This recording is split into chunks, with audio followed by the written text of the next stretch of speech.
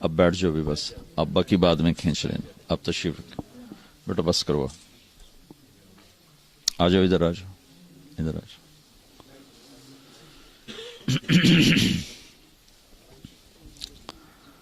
بسم اللہ الرحمن الرحیم، والصلاة والسلام علی سیدنا و مولانا محمد وعلی آلہ وصحبہ اجمعین، اما بعد۔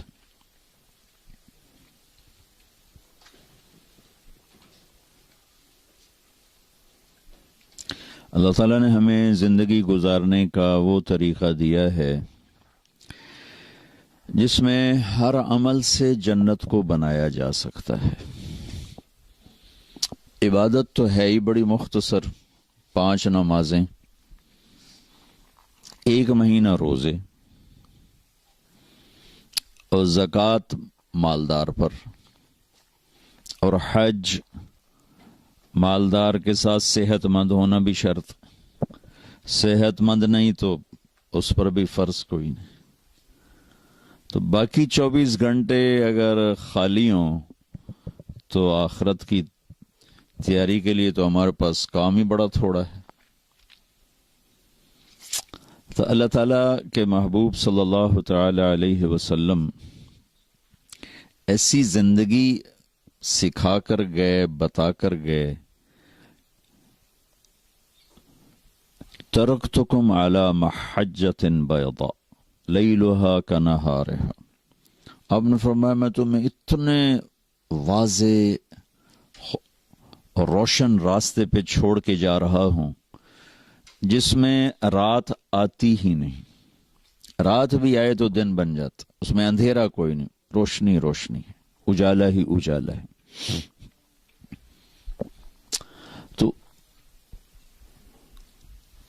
آپ نے مسجد کے ذریعے سے جنت کیسے بنانی ہے، گھر کے ذریعے سے جنت کیسے بنانی ہے، بازار کے ذریعے سے آخرت کو کیسے بنانا ہے، فقیری میں آخرت کو کیسے بنانا ہے، دولت میں آخرت کو کیسے بنانا ہے، بادشاہی میں آخرت کو کیسے بنانا ہے، صحت میں، بیماری میں، زندگی کے جتنے روپ ہیں ہر روپ میں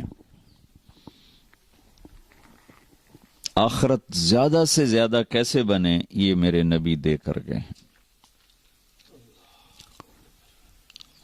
لا رہبانیت فی الاسلام، کہ میرے دین میں رہبانیت کوئی نہیں ہے، ان میں بھی نہیں تھی۔ رہبانیت ابتدعوہا، اللہ تعالیٰ نے کہا کہ میں نے تو تمہیں نہیں کہا تھا جنگلوں میں جا کے بیٹھ جاؤ، تم نے خود ہی شروع کیا، ابتدعوہا، کہ یہ تم نے خود شروع کیا، میں نے آسمان سے اتارے ہوئے کسی دین میں رہبانیت کو نہیں رکھا۔ تو ایک دفعہ ایک سفر سے واپس آ رہے تھے تو ایک جگہ کھجوریں تھیں، چشمہ تھا، تو ایک صحابی کے جی میں آیا کہ میں یہیں بیٹھ کے اللہ اللہ کروں، لیکن میں پہلے اللہ کے نبی سے پوچھ لوں۔ تو ان سے پوچھا، یا رسول اللہ، یہ چشمہ، یہ کھجور، میں چاہتا ہوں یہیں بیٹھ کے اللہ اللہ کروں۔ تو آپ نے فرمایا کہ اما انی لم ابعث بالیہودیت ولا النصرانیہ، کہ ان دونوں مذہبوں میں رہبانیت آئی تھی، یعنی انہوں نے خود اختیار کی تھی نہیں، کہ دیکھو میرے دوست، میں یہودی طریقہ، عیسائی طریقہ لے کر نہیں آیا، ولیکنی بعثت بالحنیفیت السمحہ، میں ایک واضح، روشن، سیدھا راستہ لایا ہوں، اور جو آسان ہے، نرم ہے، سمحہ نرم۔ اور ایک دوسری حدیث میں وَجَعَلَهُ سَهْلًا سَمْحًا وَاسِعًا، اللہ نے اسے آسان بنایا، نرم بنایا، کشادہ بنایا، وَلَمْ يَجْعَلْهُ ضَيِّقًا، اور اس میں کوئی تنگی نہیں رکھی۔ تو زندگی کے ہر شعبے میں اور ہر جگہ، ہر دیس میں اللہ کو راضی کرنے کے سارے راستے ہمارے نبی بتا کر گئے ہیں۔ آپ یہاں اس دیس میں ہیں، پہلی صدی میں بھی لوگ نکلے، لیکن ان کے دل و دماغ پر اسلام تھا، تو وہ نکلے سارے، یہ جو جتنا مشرق وسطی ہے، انڈونیشیا، ملائیشیا، فلپائن تک، یمنی تاجر، آپ لوگ بھی اکثر مجھے بتایا گیا کہ تاجر بیٹھے ہوئے ہیں، یمنی تاجر بحری راستوں سے بڑے واقف تھے، تو انڈونیشیا میں، ملائیشیا میں، فلپائن میں، اور کاشغر سے آگے جتنا چین ہے، اس میں جتنا اسلام پھیلا ہے تاجروں نے پھیلا ہے۔ تو وہ صرف پیسہ بنانے کے لیے نہیں نکلتے تھے، وہ اپنا سودا بھی بیچتے تھے، اسلام کو بھی پیش کرتے تھے۔ تو انہوں نے دنیا کا سب سے بڑا اسلامی ملک انڈونیشیا ہے، پاپولیشن کے لحاظ سے بھی، رقبے کے لحاظ سے بھی، وہاں خون کا ایک قطرہ نہیں گرا جہاد کے نام پر، اور سارا انڈونیشیا مسلمان ہو گیا۔ کچھ علاقوں میں رہ گئے غیر مسلم، ورنہ وہ 90-95% میں گیا انڈونیشیا مسلمان ہے، وہ بہت اچھے مسلمان ہیں، کوئی لڑائی نہیں، کوئی جھگڑا نہیں ہماری طرح، جھوٹے مقدمے، جھوٹی لڑائیاں، ناک کی انہوں دی ناک کنجی کوئی نہیں تو لڑتا ہی کوئی نہیں۔ جتنا ملائیشیا ہے اس میں کہیں تلوار نہیں چلی اور سارا اسلام پھیل گیا۔ فلپائن میں اب اس وقت 17% مسلمان ہیں، ایک دور میں یہاں 70% مسلمان تھے، پھر جب اسلام کی محنت مٹی تو آہستہ آہستہ آہستہ اسپین نے قبضہ کیا وہاں، تو اس سے بہت بڑا فرق پڑا اور بہت ساری نسل اسلام سے نکل گئی۔ یا جنوبی امریکہ، وینزویلا کا ایک عرب مجھ سے چمٹ کے پھوٹ پھوٹ کے رونے لگا اور کہنے لگا اگر تم یہ تبلیغ والے نہ پہنچتے تو ہماری ساری کی ساری یہاں نسلیں اسلام چھوڑ جاتی، تم لوگوں کی تو فعل اللہ نے ہمارا ایمان بچایا اور ہم مسلمان کھڑے ہوئے، اور 1 کروڑ کے قریب مسلمان پورے جنوبی امریکہ میں اسلام سے فارغ ہو گئے۔ کسی نے ان کو تبلیغ نہیں کی، ان کو ماں باپ نے بتایا نہیں، صرف کمانے میں لگے رہے، کمانے میں لگے رہے۔ تو اگلی نسل جب وہ مرے تو اگلی نسلوں کو پتہ ہی نہیں تھا کہ ہم کون ہیں۔ اس طرح ان کے اندر اسلام سے نکلنا کوئی کسی اسکیم کے تحت نہیں ہوا، ماں باپ کی غفلت کی وجہ سے ہوا کہ دن رات بس کمانے میں تو اولاد کو ٹائم نہیں دیا، تو وہ بہت کمزور نکلے۔ آگے وہ مر گئے تو ان کو پتہ ہی نہیں تھا کہ ہم کہاں سے آئے اور کون ہیں۔ اربوں کی نسلیں اسلام چھوڑ گئی۔ تو اللہ تعالیٰ نے ایک تو اللہ کے نبی نے ایک تو ہمیں عبادات بتائیں کہ وہ ہماری بنیاد اور اساس ہیں، کہ اس کے بغیر تو عمارت نہیں کھڑی ہو سکتی۔ 24 گھنٹے کی زندگی میں اگر آپ تجارت کر رہے ہیں تو سچائی اور دیانت اور امانت، التاجر الصدوق الامین، تجارت ہو، صداقت ہو اور امانت ہو، تو اللہ کے نبی نے کہا نبیوں کے ساتھ حشر ہوگا، مع النبیین والصدیقین والشہداء والصالحین۔ اس کی تجارت میں سچائی ہو، اس کی تجارت میں امانت ہو، اس کی تجارت میں دھوکہ نہ ہو، جھوٹ نہ ہو، اور حلال ہو، حرام نہ ہو۔ اور جب اللہ رزق دے تو زکوٰۃ دے، تو اس کا حشر اللہ نبیوں کے ساتھ فرمائیں گے۔ جو ٹاپ 10 صحابہ ہیں جن کو ایک مجلس میں جنت کی بشارت ملی، ابو بکر جنتی، عمر جنتی، عثمان جنتی، علی جنتی، زبیر جنتی، طلحہ جنتی، سعد بن ابی وقاص جنتی، ابو عبیدہ جنتی، عبد الرحمن بن عوف جنتی، سعید بن زید جنتی۔ یہ سارے بڑے بڑے لوگ تھے، ان میں کوئی چھوٹا آدمی نہیں، یعنی سارے قریشی ہیں۔ قریشی بڑا خاندان ہے، ساری دنیا کا سب سے بڑا خاندان قریش ہے، یہ سب قریشی ہیں۔ ان میں کسی اور قبیلے کا کوئی آدمی نہیں، سینکڑوں قبائل تھے عرب کے، صرف قریش میں سے ہیں۔ پھر یہ سارے بڑے سردار ہیں، کوئی چھوٹا آدمی نہیں۔ پھر یہ سارے تاجر تھے، کوئی مزدور پیشہ نہیں، کوئی ذمہ دار نہیں، کوئی مزدور نہیں، یا حکمران تھے یا تاجر تھے۔ ابو بکر، عمر، عثمان، علی، یہ اللہ نے ان کو حکومتیں عطا فرمائی. سعد بن ابی وقاص، ابو عبیدہ، ان کو اللہ تعالیٰ نے گورنری عطا فرمائی. طلحہ رضی اللہ تعالیٰ عنہ جبکہ کوئی اتنے وسائل نہیں تھے تو ان کے بحری جہاز چلتے تھے تجارت. عبد الرحمن بن عوف کے لیے اللہ کے نبی نے دعا کر دی تھی، اللہ تیری تجارت میں برکت دے، دعا کر دی تھی. تو جب ان کا انتقال ہوا تو 3 ارب 10 کروڑ 20 لاکھ دینار وراثت میں چھوڑے. اے تھوڑے کاغذ دے یورو نہیں،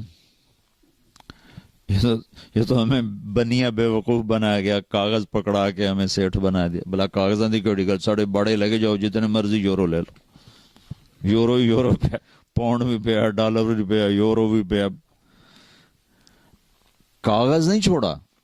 4.5 ماشے کا 1 دینار ہوتا تھا. 4.5 ماشے کا 1 دینار ہوتا تھا. جی کیا جی 25,000 25,000 ٹن تم نے حساب بھی کر لیا؟ بڑا حساب دان ہے بھائی.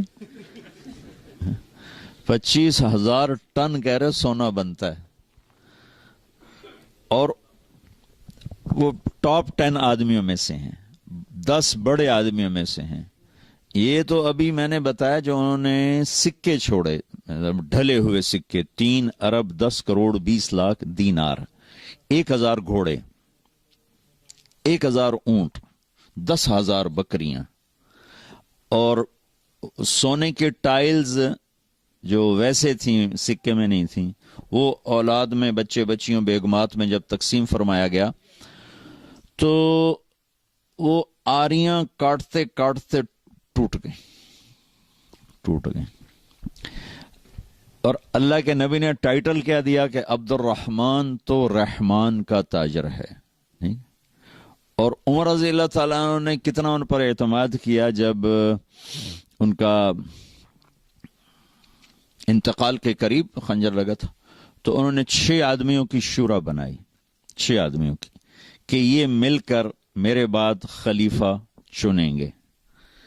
تو یہ فیصلہ فرمایا 4 ایک طرف ہوں، 2 ایک طرف ہوں، 5 ایک طرف ہوں، 1 ایک طرف ہو، تو اکثریت پہ فیصلہ کر دیا جائے.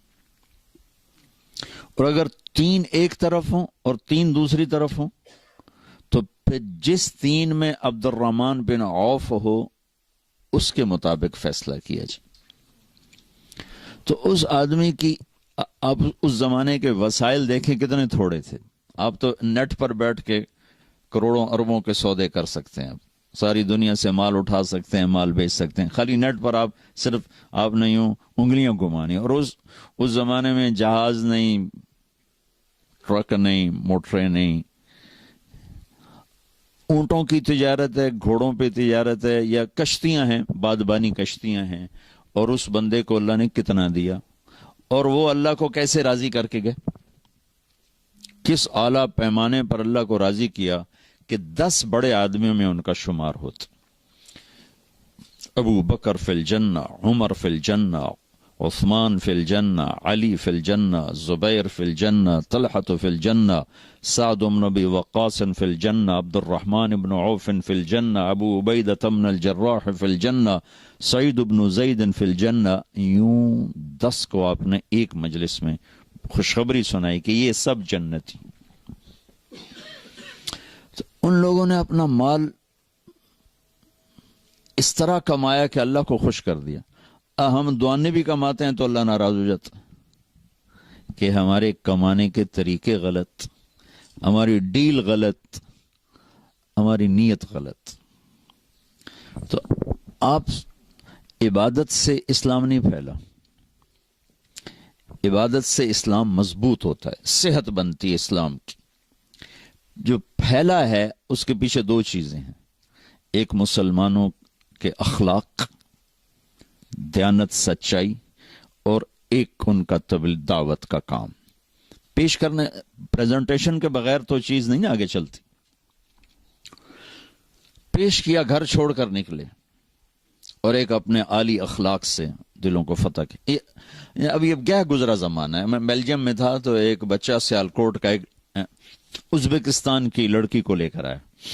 کہا جی یہ مسلمان ہونا چاہتی، آپ کلمہ پڑھا دیں. میں نے آپ کے بیان کے کچھ اس کو ترجمے کر کے بتائے تھے تو وہ کہتی کہ وہ اس کے ہاتھ میں کلمہ پڑھوں گی اس کے سامنے. ٹھیک. تو میں نے اس بچی سے پوچھا کہ بیٹی تم اسلام کیوں لا رہی ہو، کس چیز سے متاثر ہوئی؟ تو اس نے کہا کہ میں اس نوجوان کے اخلاق سے متاثر ہو کر مسلمان ہو رہی. تو ابھی بھی اخلاق میں اتنی طاقت ہے کہ وہ بچہ نہ عالم تھا، نہ کوئی امام مسجد تھا، نہ کوئی بزرگ، ایک عام نوجوان، داڑھی بھی نہیں تھی، کلین شیو تھا، سیالکوٹ کا. کہ اس نوجوان کے اخلاق سے متاثر ہو کر میں نے کلمہ پڑھا ہے. پھر میں نے اس سے پوچھا تم اس سے شادی کرو گے؟ ہاں کروں گی. پھر میں نے ان کا نکاح بھی پڑھا دی. تو ابھی بھی اخلاق میں اتنی طاقت ہے کہ جیسے خوشبو پھیلتی ہے نا اسے کوئی روک نہیں سکتا، ایسے ہی اسلامی اخلاق یہ ایسی خوشبو ہے جسے کوئی روک نہیں سکتا. تو آپ بھائیوں کی خدمت میں گزارش ہے، آپ اور دنیا میں رہتے ہیں، اپنی اگلی نسلوں کو اسلام پر باقی رکھنا، خود اسلام پہ باقی رہنا، اور ان کے بھی اسلام میں آنے کے لیے سوچ بچار کرنا. اس کے لیے کوئی لمبے چوڑے وظیفے نہیں ہیں، صرف اپنے کردار کو ٹھیک کرنے کی ضرورت ہے کہ آپ میں کوئی جھوٹ بولنے والا نہ ہو، کوئی دھوکہ دینے والا نہ ہو، اپنی تجارت کو غلط راستوں سے چلانے والا نہ ہو، کہ اسلام کے اصولوں پر تجارت قربان کرے، تجارت پہ اسلام کو قربان نہ کرے. کیونکہ منزل کے متعین کرنے سے راستے بدل جاتے. ایک آدمی نے ہالینڈ جانا ہے تو وہ دوسرے راستہ اختیار کرے، ایک آدمی نے ڈوور جانا ہے تو دوسرا راستہ اختیار کرے گا، ایک آدمی نے پاکستان جانا ہے تو وہ اور کیریئر پر جائے گا، ایک نے امریکہ جانا ہے وہ دوسرے کیریئر پر جائے گا.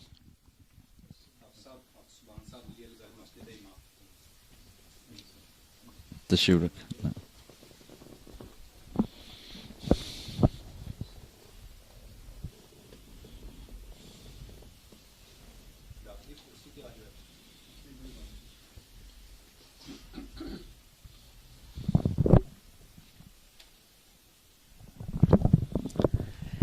تو بھائیو، اپنی تجارت میں، اپنی معاشرت میں، اپنی زندگی میں اللہ کو اپنا مطلوب بنائیں کہ ہم اللہ کو راضی کریں گے، اور اللہ کی رضا کے لیے 24 گھنٹے کی زندگی کا ہر عمل جو اللہ کے رسول کا بتایا ہوا ہے وہ اللہ کو راضی کرنے کا سبب اور وسیلہ ہے اور ذریعہ ہے. اللہ کے نبی نے فرمایا ابتساموں کا فی وجہ اخی کا صدقہ، تو کسی کو مسکرا کے مل تو یہ بھی تیرے لیے آخرت کا ذخیرہ ہے. کسی کو ہنس کے ملو کہ یہ صدقہ ہے، صدقہ. بیوی کے منہ میں نوالا دو اپنے ہاتھوں سے تو کہ یہ بھی تیرے لیے صدقہ ہے.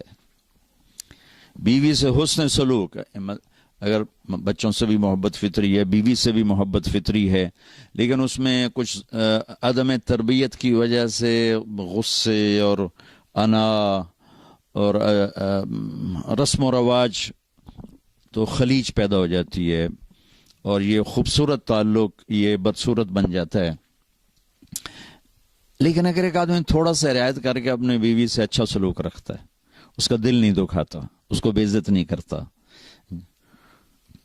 اس کو خوار نہیں کرتا، اس کو عزت دیتا ہے، اس میں کوئی کمی ہے تو اس کو برداشت کرتا ہے، تو میرے نبی نے فرمایا سب سے پہلے جو عمل انسان کے ترازو میں تولا جائے گا، سب سے پہلا عمل وہ بیوی سے سلوک تولا جائے گا.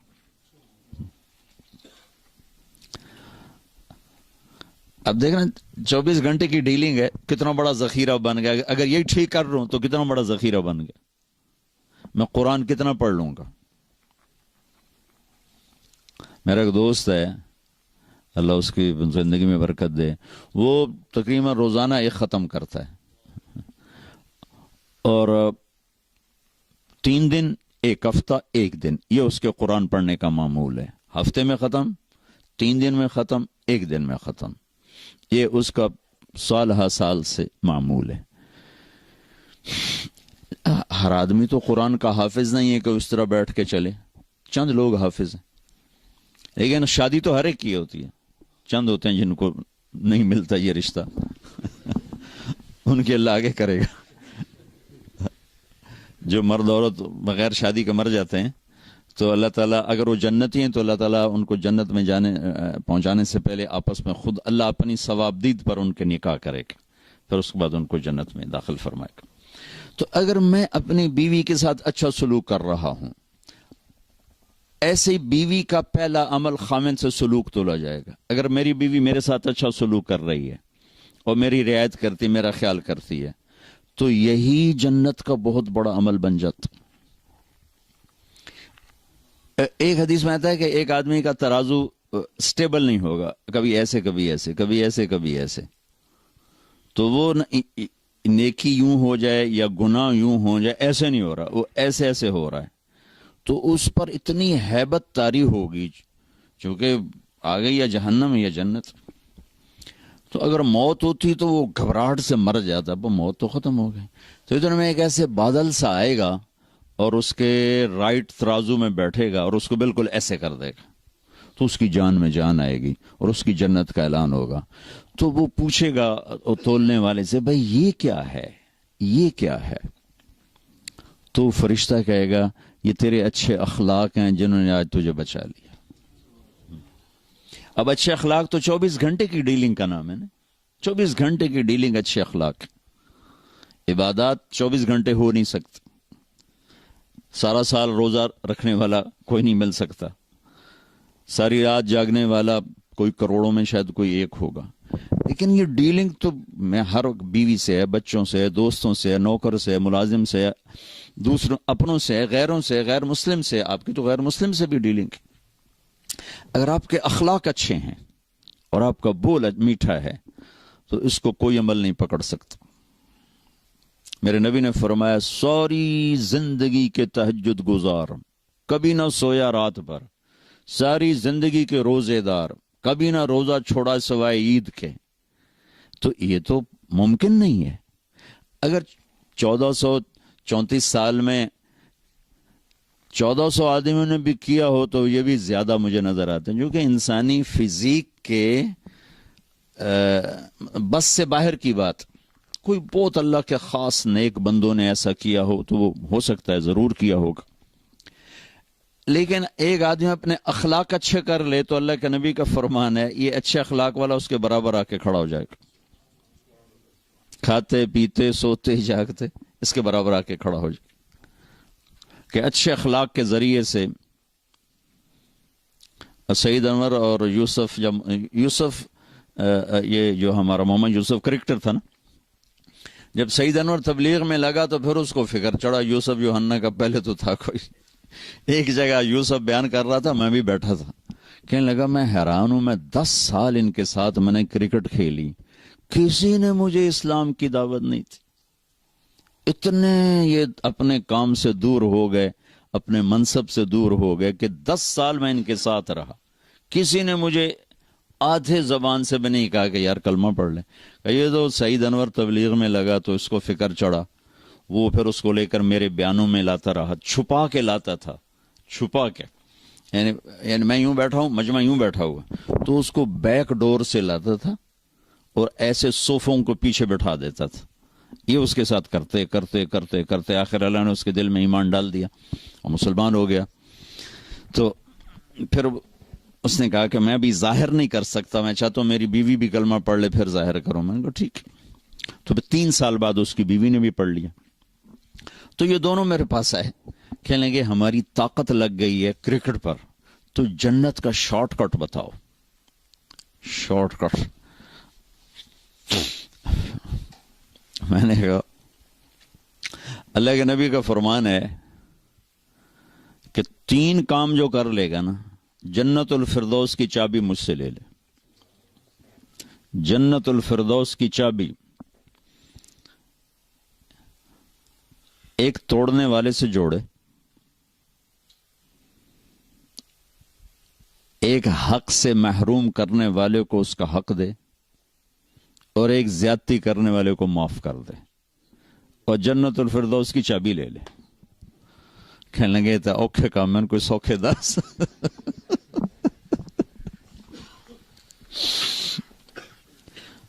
میں نے کہا کہ شارٹ کٹ کے لیے تو پھر اوکھا ہی کام چاہیے.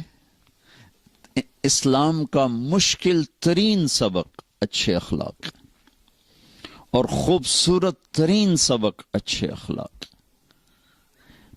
ہر چیز کی ایک میک اپ ہوتا ہے نا جس سے وہ چیز خوبصورت ہو جاتی. ہر چیز کا ایک میک اپ ہے جس سے وہ چیز خوبصورت ہو جاتی. تو اسلام کا جو میک اپ ہے وہ اچھے اخلاق. جیسے ہمارا میک اپ یہ لباس ہمیں زینت دیتا. عورت کا میک اپ زیور ہے, اس سے وہ خوبصورت ہو جاتی. تھوڑا کلر وغیرہ لگانے اس سے وہ خوبصورت ہو جاتی. اسلام کا لباس, اسلام کا زیور, اسلام کا میک اپ, اسلام کا حسن وہ ہمارے اچھے اخلاق جس سے وہ خوبصورت ہو جاتا. اس کو کوئی چیز نہیں پکڑ سکتی. ہمارے نبی نے لمبی نمازیں پڑھی تو اللہ نے منع کر دیا. ما انزلنا علیک القرآن لتشقى. میرے محبوب اتنی لمبی نہ پڑھ کے آپ کے پاؤں ہی پھٹ جائیں. اب پاؤں پہ ورم آ جاتا تو نے کہنا درمیانی پڑھ درمیانی. آپ نے سارا مال خرچ کر دیا, اللہ نے اس سے بھی روک دیا. لا تبسطها كل البسط فتقعد ملوما محسورا. میرا نبی نے ایسا بھی نہ کہا. کچھ اپنے لیے رکھ, کچھ خرچ کر. جس کام کے لیے آئے تھے تبلیغ, اس میں اپنا سینہ جلایا تو اللہ نے اس سے بھی روک دیا. فلا تذهب نفسك عليهم حسرات. میرا نبی تبلیغ تو کر پر اپنا اندر نہ جلا, اپنا اندر نہ جلا. اب یہ تین بڑے کام ہیں. دنیا کا سب سے بڑا کام تبلیغ ہے کہ 1.25 لاکھ نبیوں نے تبلیغ کی ہے اور کوئی کام نہیں کیا. اور پھر عبادات میں سب سے بڑی عبادت نماز ہے, اور اس کے بعد سب سے بڑی عبادت مال کا خرچ کرنا ہے, سخاوت. اللہ کہا میرے نبی سخاوت ضرور کر درمیانہ, نماز لمبی پڑھ درمیانی, تبلیغ ضرور کر, اپنے آپ کو ختم نہ کر. اچھا, لیکن جب ہمارے نبی نے اخلاق اچھے دکھائے تو اللہ نے اس پر شاباش دی. انک لعلی خلق عظیم. میرے نبی آپ کا رب آپ کو شاباش دیتا, آپ کے اخلاق بڑے زبردست. اور ایک لفظ ہے عربی میں ذو, ایک ہے اعلی. انک لذو خلق عظیم کا مطلب ہے آپ کے اخلاق بہت عالی شان ہیں. اور انک لعلی خلق عظیم کا مطلب ہے کہ میرے محبوب انسانی تصور میں جتنے بھی اخلاق آ سکتے ہیں اور آئندہ آئیں گے قیامت تک, وہ سب آپ کے غلام بن چکے ہیں. یہ اللہ کا مطلب ہے. تو اللہ اللہ کا لفظ لے کر آئے, زو کا نہیں لائے. اور اتنی تعریف کرنے کے بعد کہ آپ کے اخلاق آخری حد تک ہیں, پھر اللہ نے مزید مطالبہ کیا وَخْفِضْ جَنَاحَكَ لِلْمُؤْمِنِينَ. ایمان والوں کے آگے اپنے پر بچھا دو. مزید مطالبہ کیا.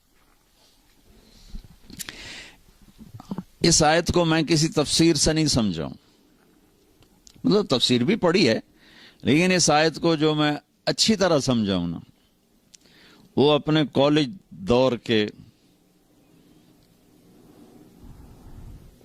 ہمارا گاؤں دریائے راوی کے قریب ہے, 3-4 میل کے فاصلے پر. ہمارے بچپن میں زراعت بہت کم تھی, جنگل زیادہ تھے, تو دریائے راوی کے ساتھ ایک بیلا تھا, بہت بڑا جنگل. تو ہم اس وقت چھوٹے چھوٹے تھے, سارے کزنز بھی, تو ہم شکار کھیلنے چلے جاتے تھے جنگل میں, اور وہاں ہفتہ 10 دن وہیں رہتے تھے. وہ چھوٹے چھوٹے گاؤں تھے جنگل کے اندر, تو اس میں ہمارے تایا اور ہمارے والد کا ایک دوست تھا چاچا سردارا, اس کے ہم جا کر نہ کوٹھے پہ قبضہ کرتے تھے. تو اس نے 2 کوٹھے ہمارے لیے فارغ کرنے ہوتے تھے, ایک نوکروں کے لیے, ایک ہمارے لیے. تو ہم صبح نکلتے تھے شکار کے لیے, تیتر کا شکار ہوتا تھا, اور شام کو 100, 70, 60, 50, 40 اتنے تیتر مارتے, پھر آپ اپنا ان کو بھوننا کھانا. یہ جو اللہ نے کہا ہے نا وَخْفِضْ جَنَاحَكَ, کہ ایمان والوں کے لیے پر بچھا, ساڑھے پر ہوندے نہیں یا ہاتھ ہوندے, پر بچھاؤ. ہمارے تو بازو ہیں, اللہ کہہ رہا پر بچھاؤ. وہ جب تیتر کو باہر نکالتے تھے, بیچ میں کھلی جگہ آ جاتی تھی, تو چاچا سردارا وہ ایک جھاڑی کے پیچھے بیٹھ کے نا تیتری کی آواز نکالتا تھا. اس پر بیچارے وہ دھوکے میں آ کے باہر نکلتے تھے, ان پر ہم فائر کرتے تھے. تو جو وہ LGS ہوتے تھے, وہ چھوٹے چھوٹے چھرے, تو اس کو چھرے لگتے, تھوڑا سا اڑتا اور گرتا, گر کے اپنے پر یوں پھیلاتا تھا ایسے, ٹانگیں ادھر پر ادھر, گردن ادھر, اور یہ وہ زبان حال سے کہتا تھا کہ ہن بشک ذبح کر, ہن بھاویں بھن کے کھا تے بھاویں تل کے کھا, ہن میں تیرے وس پہ گیا. یہ تعبیر قرآن نے استعمال کی ہے یہاں, کہ ایمان والوں کے آگے ایسے بچھ جاؤ کہ ان کی زیادتیاں بھی برداشت کرو, ان کی سختیاں بھی برداشت کرو, اور اجر اللہ پہ چھوڑ دو. اللہ تمہارا اجر کبھی ضائع نہیں کرے گا. قدردان ہے, قدردان ہے, قدردان ہے. آپ نے بنی اسرائیل کے ایک آدمی کا واقعہ سنایا کہ وہ اللہ کی بارگاہ میں پیش کیا گیا. فرشتوں نے کہا بھائی تیرے پاس کوئی نیکی ہے؟ وہ کہنے لگا کوئی نہیں. کہا بھائی تو سوچ کے بتا. کہنے لگا کوئی نہیں. خالی نہ نماز, نہ روزہ, نہ ذکر, نہ تلاوت. اب ایک کچھ کہنے لگا ہاں ایک ہے. میں تاجر تھا, جس سے لینا ہوتا تھا تو میں نوکروں سے کہتا تھا کہ انذر الموسر, بھائی پیسے لینے میں سختی نہ کیا کرو, جو جب دے دے لے لیا کرو, تنگ نہ کیا کرو, جو جب دے دے دے دیا کرو, جو دے سکتا ہے. وَتَجَاوَزُوا عَنِ الْمُعْسِرِ, اور جو دینے کے قابل نہیں رہا تو میں کہتا تھا معاف کر دو. کہا اے ایک نیکی ہے جو تسی سمجھو, باقی میرے پلے کھ نہیں. تو اس کا کیس اللہ کے سامنے لگا. تو فرشتوں نے کہا یا اللہ اس کا صحیفہ خالی ہے, یہ ایک بات بتاتا ہے. تو اللہ تعالیٰ نے فرمایا میرے بندے کیا ہے تیرے پاس؟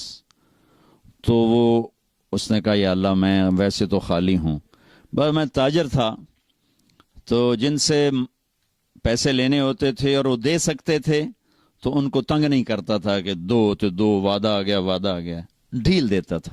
اور جو دینے کے قابل نہیں رہتے تھے ان کو میں معاف کر دیتا تھا. تو اللہ تعالیٰ فرمائیں گے میرے بندے تو میرے بندوں کو معاف کرتا رہا, چل میں بھی تجھے آج معاف کرتا ہوں, جا. حسن سلوک کتنی بڑی دولت بھائیو. دنیا پھری ہے, 6 بر اعظم کئی دفعہ پھرنے کا موقع ملا ہے.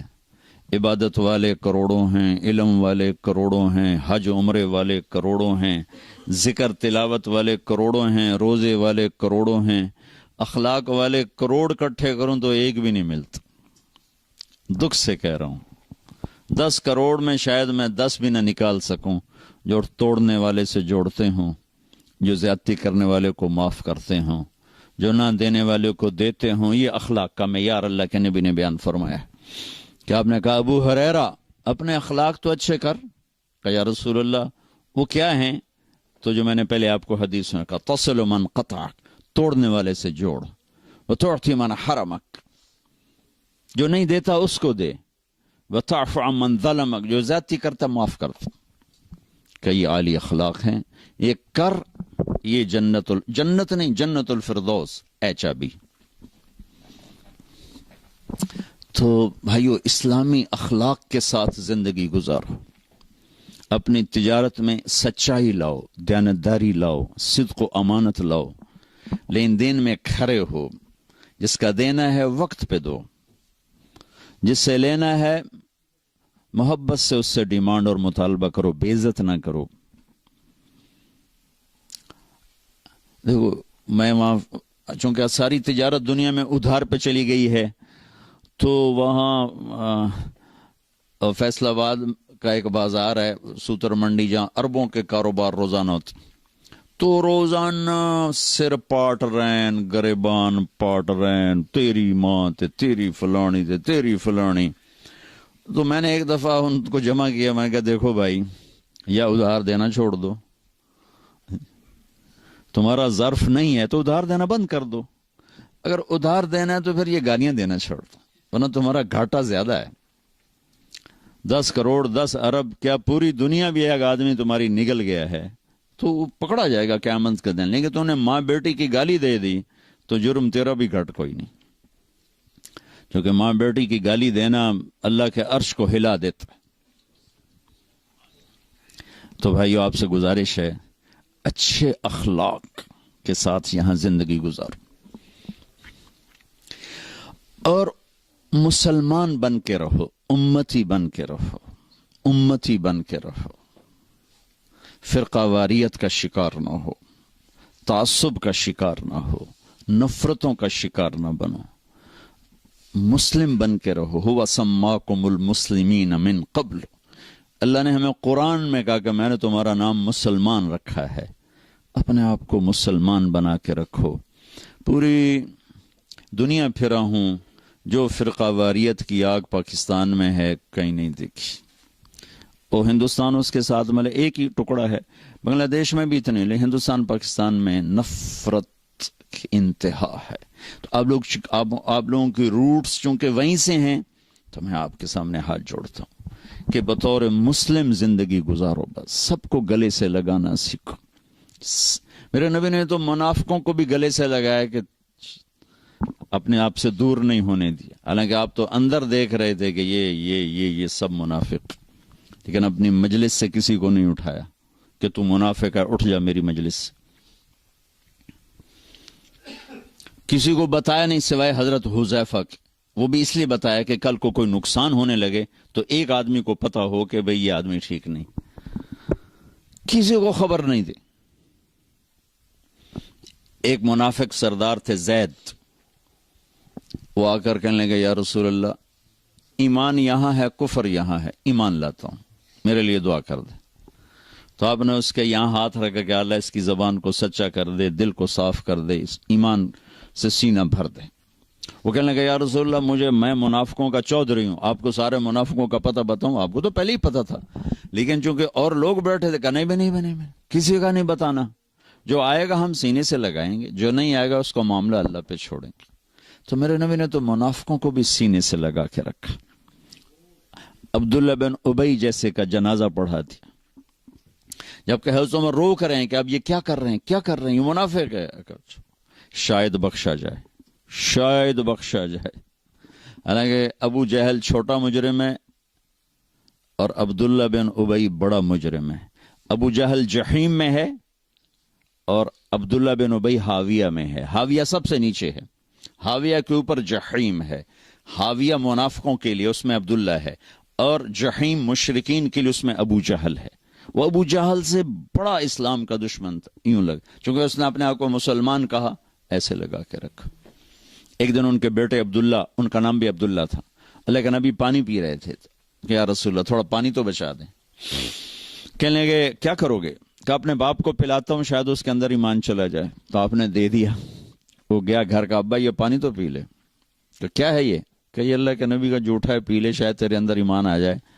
تو آگے کم وقت کہنے لگا جا وہاں پیشاب لے کے آ، وہ پی لوں گا، یہ نہیں پیوں گا۔ پیشاب لے کے آ، وہ پی لوں گا، یہ نہیں پیوں گا۔ تو ان کو اتنا غصہ چڑھا، وہ گیا یا رسول اللہ مجھے اجازت دے میں اس منافق کی گردن اڑا دوں، بیٹا ہو کر میں اس منافق کی گردن اڑا دوں۔ کہ عبداللہ تیرا باپ ہے، قدر کر، میں نہیں چاہتا لوگ کہیں محمد اپنے ساتھیوں کو قتل کراتا ہے، جاؤ اس کی خدمت کرو، تیرا باپ ہے۔ جنازہ پڑھا، اپنا کرتا اتار کے کفن کے طور پر دیا، اور اس کو قبر میں اتار چکے تھے، آپ ذرا دیر سے پہنچے، اس کو دوبارہ قبر سے باہر نکلوایا، اس کے منہ میں اپنا لعاب ڈالا کہ شاید بخشش ہو جائے۔ اس منظر کو دیکھ کر 100 منافقوں نے کلمہ پڑھا۔ تو بھائیو میں آپ کی منت کرتا ہوں کہ یہاں آپ امت بن کے رہو، مسلم بن کے رہو، جو تمہارا عقیدہ ہے، جو تمہاری سوچ ہے، اس کو گلے سے لگا کے رکھو، لیکن دوسروں کو احترام دو، عزت دو، سب کو اپنا پسند۔ سارے ہم نے تو غیروں کو اپنا بنانا تھا، ہم نے اپنوں کو غیر بنا دیا۔ تو کتنی بڑی ظلم و زیادتی کی بات۔ جس کے دل میں ذرہ کے برابر بھی ایمان اٹکا رہ گیا، ایک دن جنت میں جائے گا، چونکہ ایک دفعہ ایسا ہوگا کہ جہنمی لوگ مسلمانوں کو کہیں گے کہ تم بھی دوزخ میں، ہم بھی دوزخ میں، تمہارے ایمان کا کیا فائدہ؟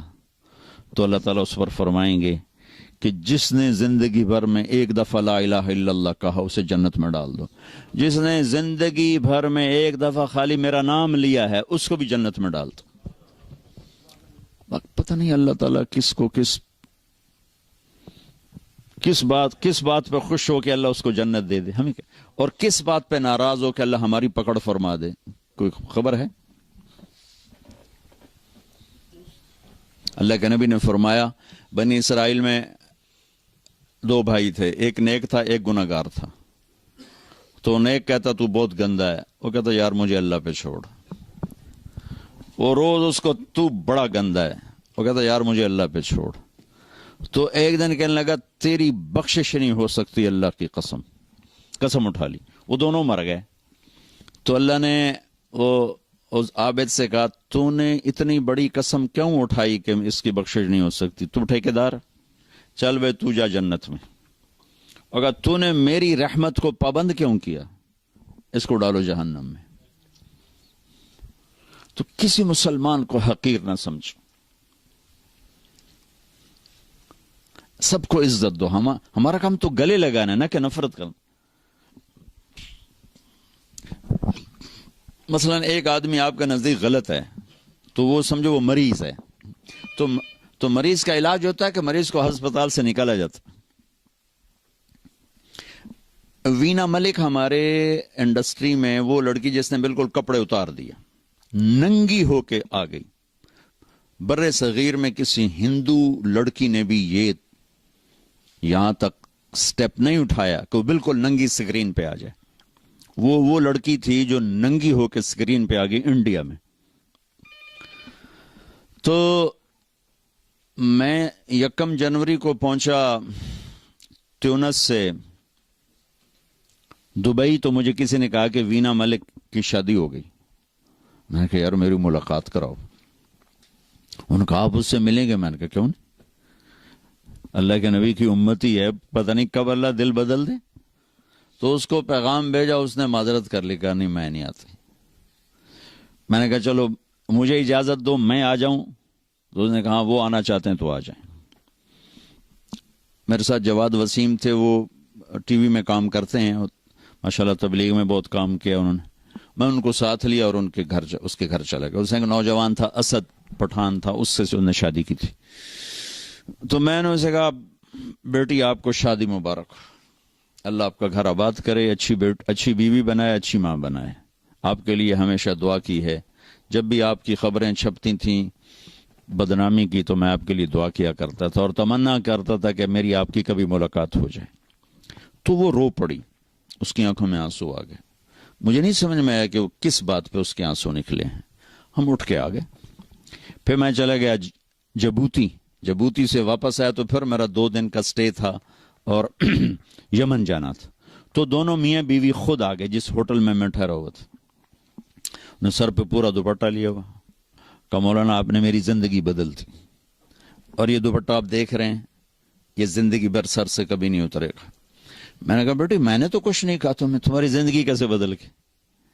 کہا یہ میرا خامند بیٹھا ہے، میں نے اس کے ساتھ یہ ایگریمنٹ کیا تھا کہ شادی کر رہی ہوں فلم نہیں چھوڑوں گی۔ 6 فلمیں سائن کی ہوئی تھی ابھی بھی اس سال، 6 فلمیں سائن کی ہوئی تھی۔ کہا میں نے اسے کہا تھا میں شادی تو کر رہی ہوں فلمیں نہیں چھوڑوں گی، لیکن میں نے کہا تو تیرا ارادہ کیسے بدل گیا؟ کہا آپ نے مجھے بیٹی کہا، آپ جیسا میرے جیسا کوئی بیٹی کہہ سکتا ہے؟ مجھے تو ماں باپ بیٹی کہنے کو تیار نہیں، تو آپ نے مجھے بیٹی کہا، مجھے عزت دی، میرا دل پگھل گیا۔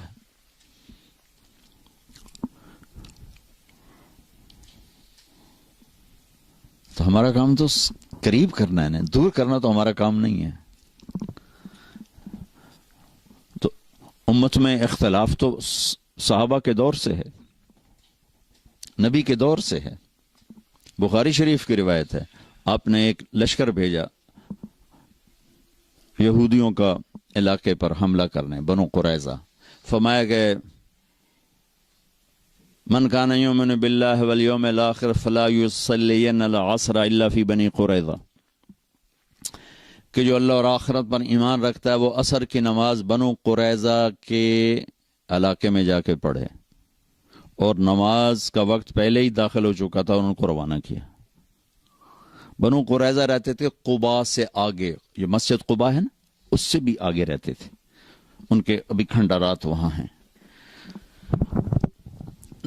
نماز کا وقت تنگ ہو گیا تو صحابہ نے تو وہ لشکر میں سے بعض وہ بھائی نماز پڑھو، نماز قضا ہو رہی۔ دوسروں نے کہا بھائی اللہ کے نبی نے کہا تھا بنو قریظہ میں پڑھنی۔ انہوں نے کہا اس کا مطلب یہ نہیں تھا کہ قضا کر دو، اس کا مطلب تھا جلدی پہنچو۔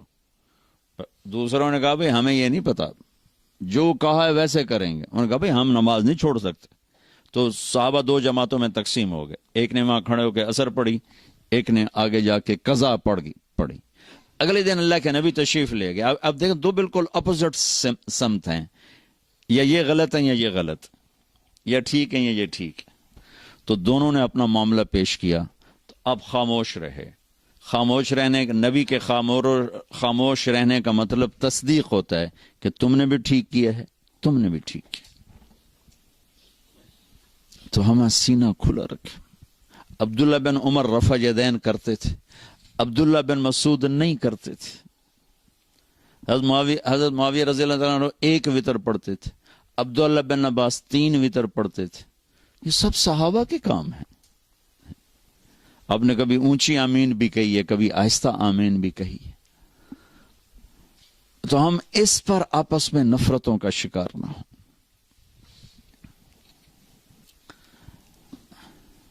ہماری جماعت آ رہی تھی تو ایک جگہ نماز کے لیے رکے، مغرب کی نماز تھی، تو امام صاحب نماز پڑھا رہے تھے، تو پیچھے کوئی اہل حدیث بھائی تھے، انہوں نے زور سے آمین کہی۔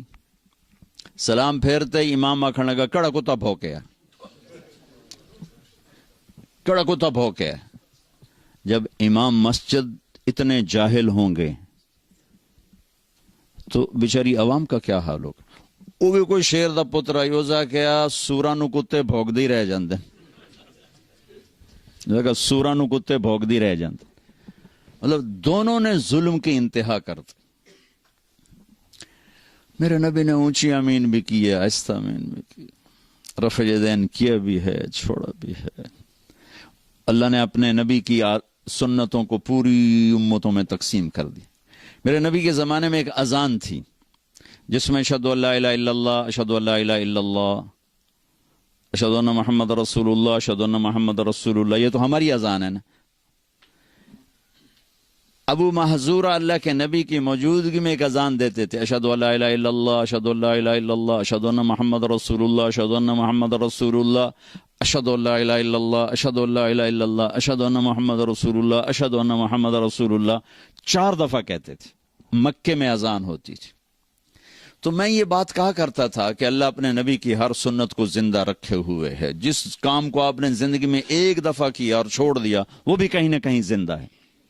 تو یہ اذان مجھے کہیں نہیں نظر آئی، نہ کہیں سنی۔ خیال آتا تھا یار اے اذان کدی نہیں سنی۔ ابھی میں جب موریتانیہ گیا، موریتانیہ، تو وہاں میں نے اذان سنی تو یہ اذان تھی 4 دفعہ۔ تو چونکہ فجر کا وقت تھا تو کبھی کبھی حرم شریف میں بھی تہجد کی نماز میں یہ اذان ہوتی ہے۔ میں نے سمجھا شاید یہ وہی تہجد والا قصہ ہے، لیکن جب ظہر کی اذان بھی ویسی ہوئی، عصر کی بھی ہوئی، مغرب کی بھی، پھر میں نے پوچھا، میں کہا یار اے تھوڑی اذان کیویں ایویں ہی ہے سارا سال؟ انہوں نے کہا ہم یہی اذان دیتے ہیں۔ میں نے کہا واہ میرے مالک، آج میری بات پر تو نے مہر لگا دی کہ میں یہ کہا کرتا تھا کہ اللہ نے اپنے نبی کی ہر ادا کو زندہ رکھنا ہے۔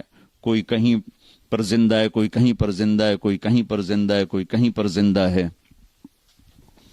تو بھائیو امت بن کے رہو، مسلمان بن کے رہو، آپس میں نفرتوں کا شکار نہ ہو، تو آپ کی پریزنٹیشن بہت زبردست ہو جائے گی۔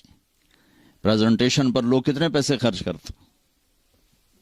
میں روڈ پہ رکا، ایک میڈیسن لینی تھی بالکل سستی سی، تو ادھر میڈیکل سٹور تھا جہاں میری گاڑی روکی، تو میں نے بھیجا، میں نے کہا یار دوائی لو۔ پھر میری نظر ادھر پڑی تو ایک بڑا خوبصورت میڈیکل سٹور تھا، اس میں لائٹیں جل رہی تھیں، شیشے لگے تھے۔ میں کہا یار ادھر میں نے ادو نہ لے ادو جا کے لے۔ عام میڈیسن تھی، مطلب کوئی ایسی نہیں جس میں کوئی ہیرا پھیری کیا ہو، مہنگی دوائی تھی، 15-20 روپے کا پتہ. صرف اس کی جو پریزنٹیشن تھی نا، اس نے میرے 20 روپے ادھر لگوا دی. تو ہم اسلام کو خوبصورت پیش کریں، اسلام پر دھبا نہ بنے، اس کو اتنا خوبصورت کر کے پیش کرو کہ لوگ آپ کی تجارت سے مسلمان ہوں، آپ کے بول سے مسلمان ہوں، آپ کے آپس کے سلوک سے مسلمان ہوں، آپ کی آپس کی محبت سے مسلمان ہوں. تو یہ گزارشات ہیں، لیکن یہ چیز سیکھنے سے آتی ہے، ایسے تھوڑی آتی.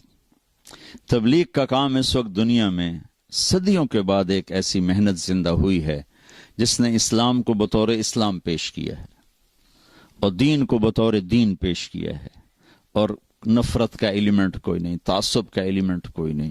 بروں کو بھی سینے سے لگانا سیکھا ہے، غیروں کو بھی اپنے سینے سے لگانا سیکھا ہے.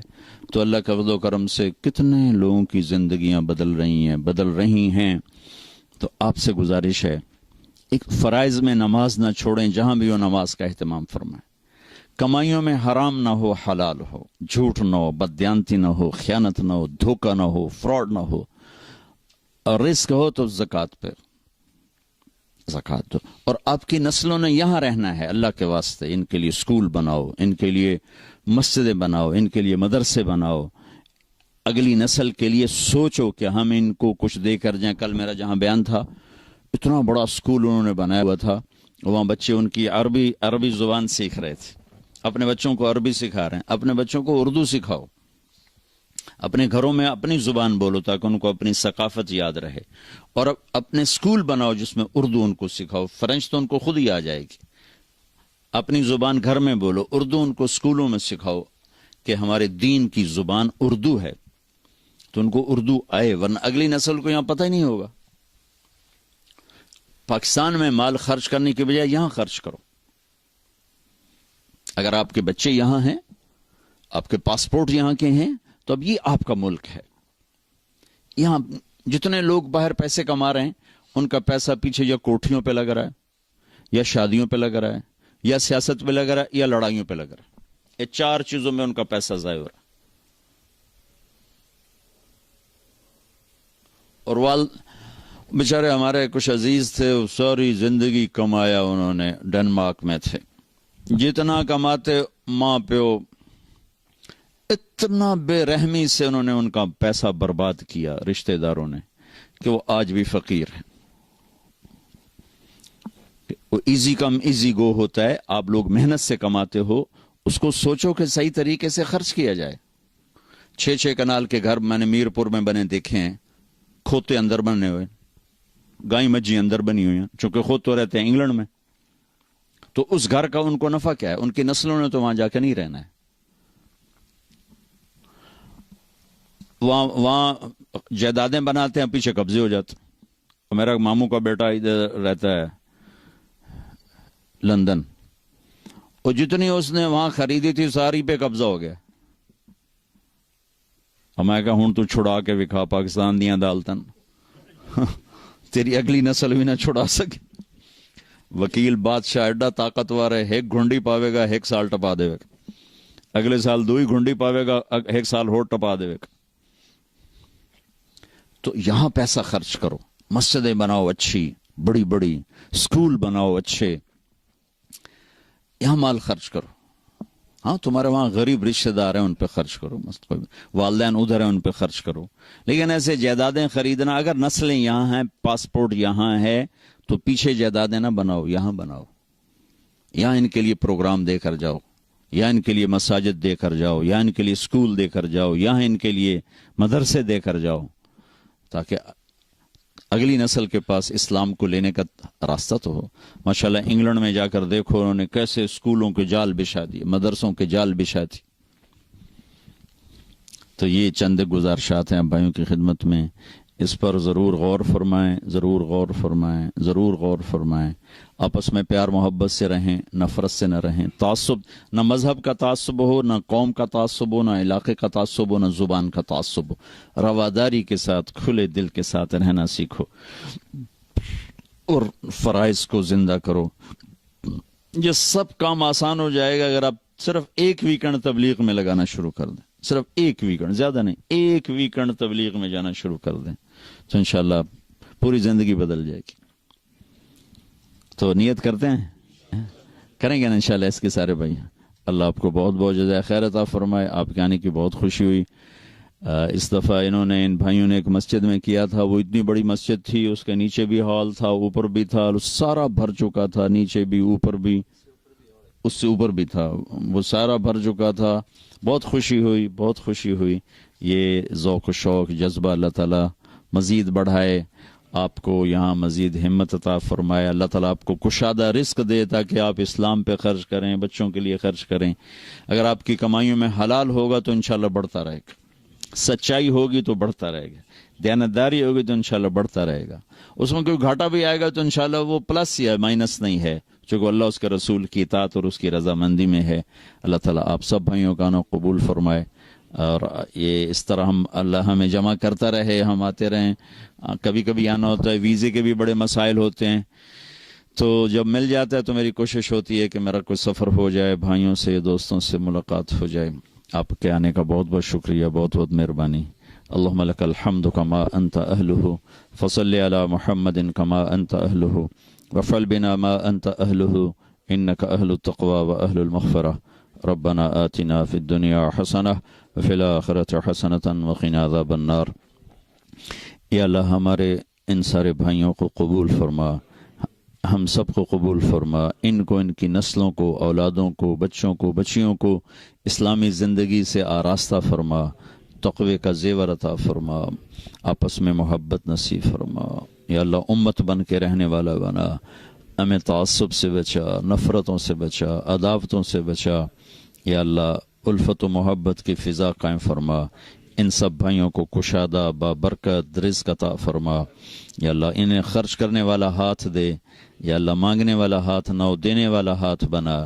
یا اللہ یہاں ان ہماری نسلوں کے لیے اسکول، مدرسے، کالج، یونیورسٹیاں مسلمان بنانے والے بنے، ان کو اتنے اسباب عطا فرما، یہ ان کو یہاں اسلام کے پھیلنے کا ذریعہ بنا، سچائی والا بنا، صدق والا بنا، امانت والا بنا، دیانت والا بنا۔